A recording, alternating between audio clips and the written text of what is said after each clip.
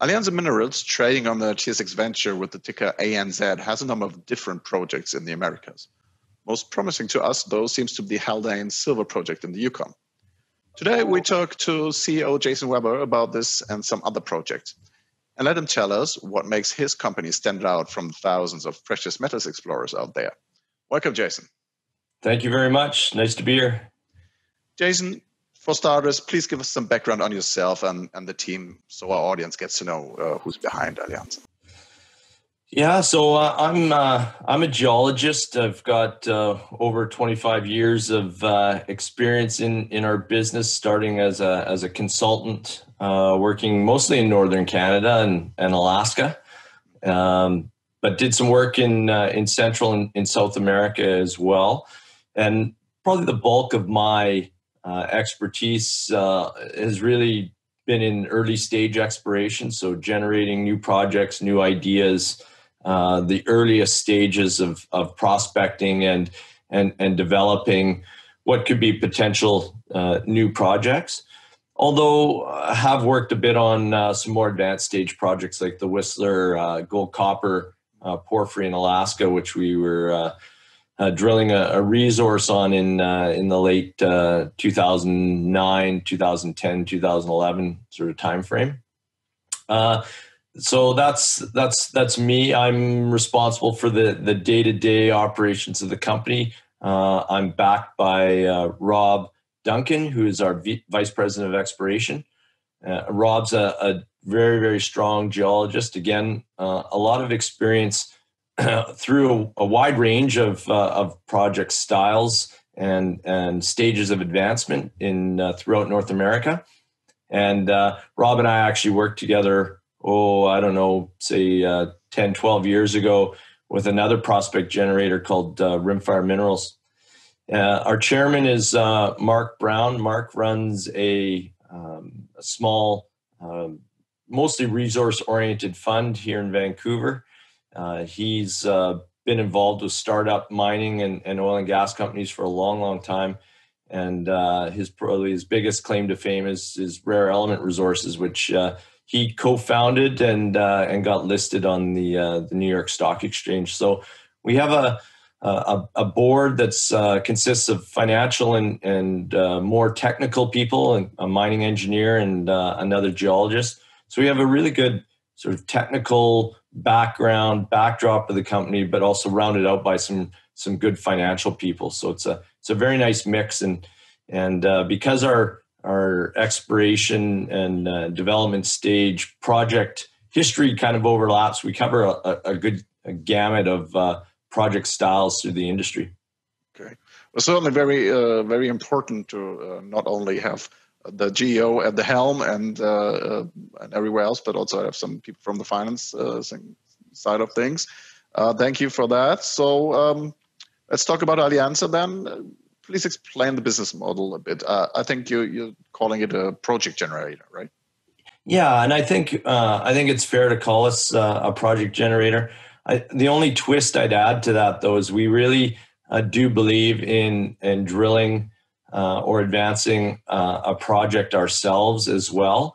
And that really just comes down to the fact that we like to have control over a project where we can control the timeline, how the project advances, what's going to be done next. Lots of times when you're working with a partner, you can do that anyways, but it is nice to have one project that we can rely on. It's a steady source of news for us. And of course, if we do make a large discovery there, our shareholders do get the full benefit of that discovery. Yeah, it's certainly true. Well, then let's talk about that program you're advancing yourself. I think that's the drill program, or that's the Haldane project, and one of the many projects you have, but this is the one you're advancing yourself. I think it's in the Kino District, pretty famous for silver in the Yukon. Please tell us what you have there at Haldane. Yeah, and so the Kino District, you're exactly right. Very, very famous silver district in northern Canada and the Yukon. Kino District's been known for well over 100 years, and with Alexco Resources just getting up and going on their project in the Kino District, just getting into the actual commercial production here in the next few weeks. It's a really exciting time up there. And we're very fortunate to have a large ground position at the western end of the Kino District, right adjacent to Alexco's ground. And I guess the reason that this ground was available was that back when the old timers discovered the original Kino District mineralization, Haldane would have been quite far away from the central areas at El San Kino where they were processing ore from the various mines. Most of these other mines were just a couple kilometers away from those centers. We're about 40 kilometers away.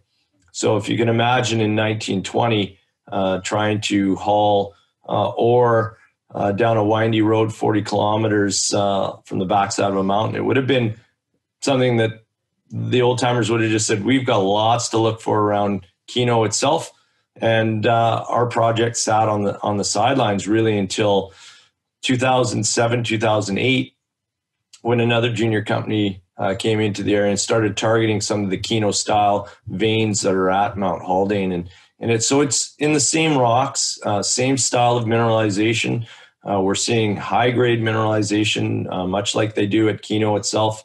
In fact, in the 1920s, there was almost 25 tons of ore mine that was into the thousands of grams per ton silver with very high lead content. So we know that the property hosts high-grade mineralization. It's just sort of been tucked away and forgotten about, and that's left a great project for us to move along in a very, very exciting district.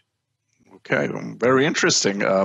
I think I know the other company you're talking about there in the district, but let's talk about Haldane and what you've been doing there, because I think you just finished a drill program at the project. Please tell us what you are looking for with that round of drilling and what information you gleaned from it so far. I mean, I guess it will take some time for the analytical results to come in, because at the moment the labs are all full. Yeah, exactly. So we were targeting some of the mineralization that dates back to what the old timers found 100 years ago at Mount Haldane. When we took the project on, we actually took a more holistic approach, explored most of the property, especially the areas that hadn't seen a lot of previous exploration, to try to identify new silver targets. We did that. And in fact, in drilling last year, we tested one of these new targets that we developed and hit Kino-style silver veins. So we were really excited about the potential to find new mineralization. But with this program we did this fall, we wanted to go back in, look at some of the areas the old timers had worked. Two in particular, one called the West Fault, and the other is called the Middlecoff Zone. The Middlecoff Zone is about a kilometer south of the West Fault. And we were looking to follow up on high-grade silver mineralization that was hit back in, I think it was 2011, 326 grams per ton silver with about a gram per ton gold over 2.2 meters. So we aimed to hit that along strike, hit that same vein structure along strike and down dip. So we drilled 2 holes there this year, started in late fall, just finished up last week. And we were fortunate to hit the structure in both holes. So now it's just up to the lab to see what kind of silver grades the structures contain in those 2 spots. And then we drilled another 2 holes at our Middlecoff target, which is one of the areas that the old timers had actually gone and did some underground development. There's 3 levels of underground workings here, following a vein, high-grade silver mineralization that we hit in drilling last year. We had a 1,000-gram intersection over just under a half meter. We had another 500-gram per ton silver intersection over a meter. We were following up that mineralization with the current drill program. So we drilled 2 holes there. One of those reached target depth, so we hit the structure again there. And we'll be back in there in the spring to continue drilling. We've got funding for that already, and we'll just continue from where we left off in this program. But without the assays, we know we've hit the structures. One of the keys for exploring Kino-style veins is you find silver-bearing structures and you start to vector out along them to develop your high-grade mineralization. So even without, spectacular silver intersection in this program, we know we have good, strong structures that we'll be following up in spring of 2021. Okay, well, something to look forward then, the results and then the next works. Yeah, that was going to be a question, right? If you don't have the results in, how you're going to advance the project. But you say if you're looking at the structure further on, okay, that makes sense to me. So we're certainly looking forward to that. Perhaps there's another high-grade hit there. Well, let's stay in the Yukon then, because there's another project. I think you're partnered there with Kerr Exploration, and it's called TIM. What can you tell us about that project? What is the potential there? Yeah, so TIM's another high-grade silver target. As you said, partnered with Coeur Mining. And of course, they have the Silvertip deposit, which is about 12 kilometers south of our TIM. So TIM is just on the northern side of the BC-Yukon border in the Yukon, whereas their Silvertip mine actually sits on the southern side of the border in British Columbia itself. So it gets a little confusing for some people. Isn't Silvertip in British Columbia? Your project's in the Yukon. They're both right, very close to the border.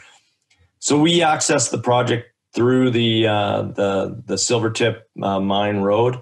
As I said, because it's very close, it's an obvious partnership with Coeur on this project. They know these rocks really well. They've done some excellent work exploring at Silvertip itself, expanding on that deposit there, and then exploring just nearby it.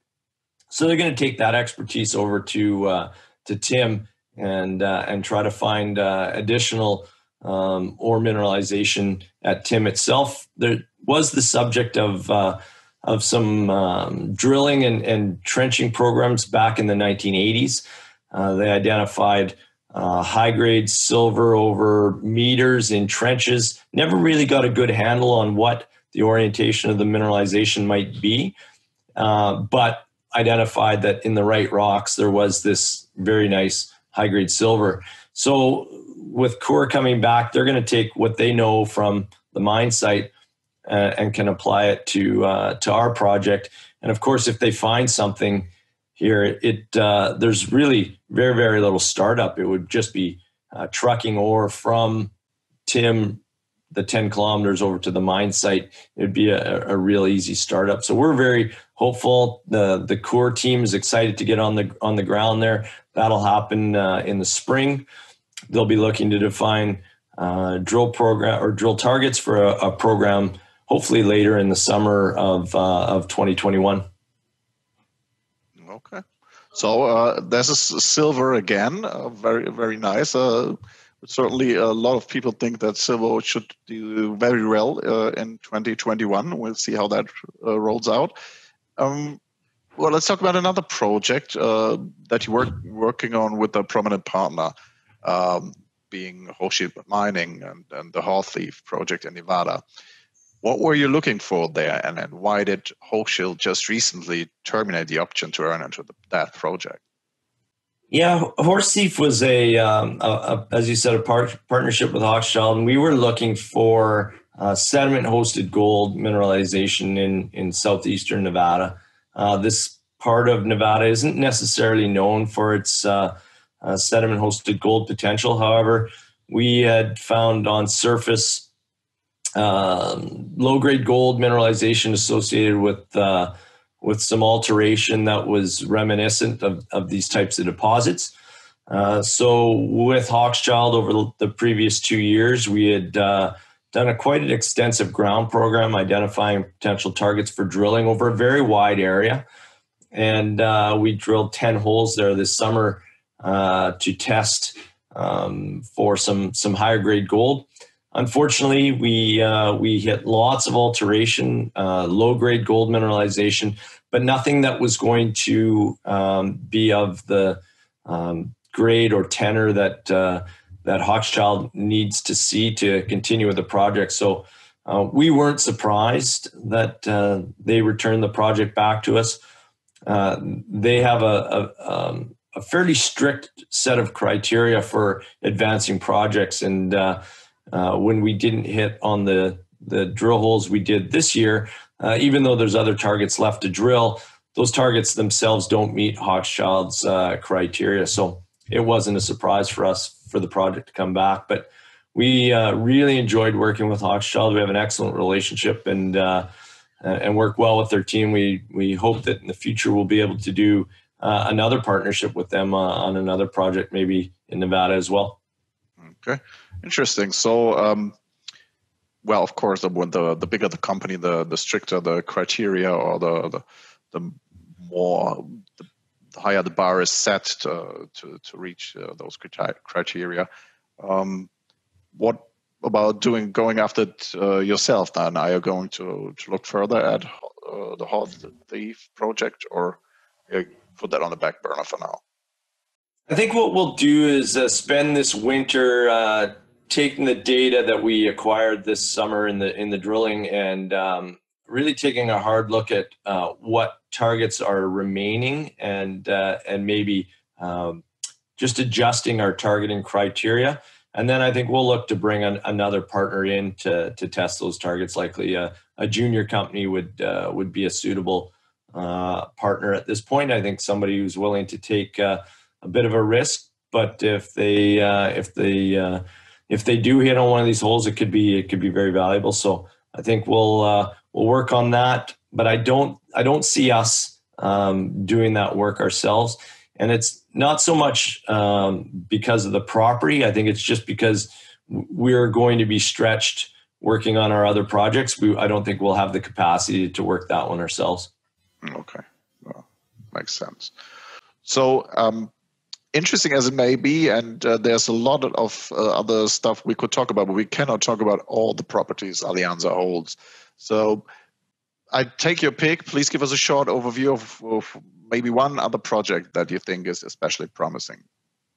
I really like our Twin Canyon project in Colorado. We just picked Twin Canyon up in the early summer of 2020, and this is a interesting project in southwestern Colorado.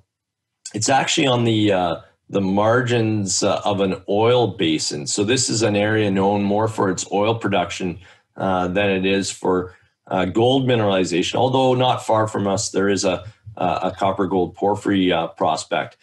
Our project is gold hosted in a sandstone that is very different from any other target I've seen like it anywhere, really. So it's been an interesting project to explore. We center our exploration on an old mine called the Charlene mine, where essentially a prospector has been mining with his family since back in the 1980s, mining several thousand ounces of gold out of the Charlene mine. We've taken samples underground that are 4, 5, 6 grams per ton gold, right up to almost half an ounce per ton gold. So some nice grades in there. But as it stands, it's a bit small. So what we're doing is looking in the area surrounding the Charlene mine, seeing if that sandstone is prospective to host gold mineralization on a more widespread basis, which would then be of interest to maybe a mid-tier or major mining companies. And it's really interesting if we find, and we are getting evidence that gold mineralization is more widespread than just at the mine itself.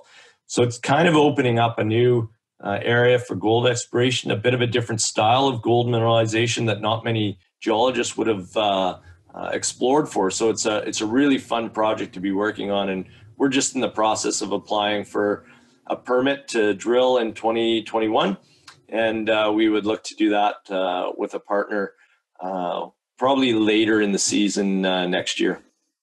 Okay, thank you very much. That was a good overview. Well, as you said, you're looking for a partner for this project. You're partnered on the TIM with Kerr, so I think they're going to be paying for the exploration there. But the work on Haldane, for example, you'll have to come up with the money for that yourself. How are you for cash, and how long do you think that will last?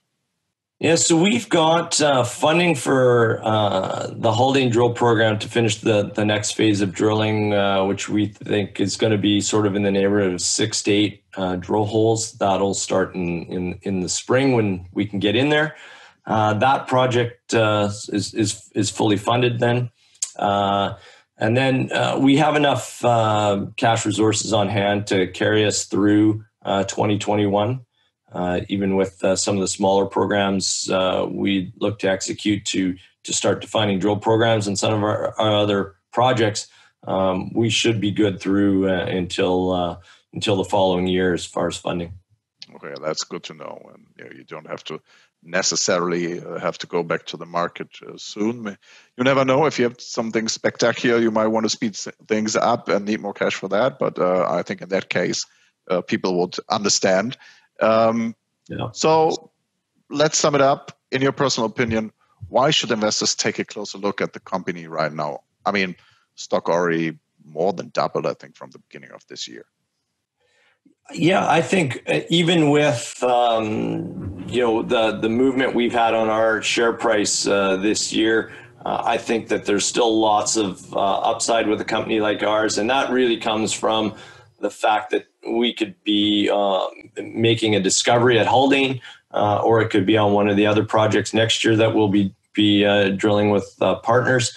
But the fact that we have multiple projects on the go, each one of which has a discovery opportunity, I think that gives our investors a great opportunity to get involved with a company that's got some great upside. It's really difficult to make a discovery in our business. So the more opportunities you have to make one, I think just puts you in much better stead going forward. And even if you look at some of the other junior companies that are working in the Kino District, our market cap is quite a bit smaller than some of those with comparable projects. So I think even once we start to become recognized for what we have at Haldane, I think there's a re-rating that could occur there as well. So a couple different ways that I could easily see our share price moving up in a nice way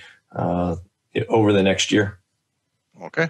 Thank you very much. Thank you for taking the time talking to us, and we'll see if it really happened and if you hit the high grades again at Haldane. Thank you.